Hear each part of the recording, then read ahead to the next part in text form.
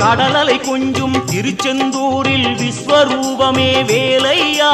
பழமுதி சோலை அறுபடை வீடும் புண்ணிய தரிசனம் முருகையா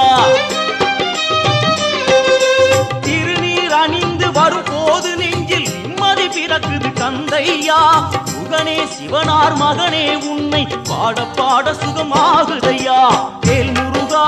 அரோகரா அரோகரா வேல் முருகா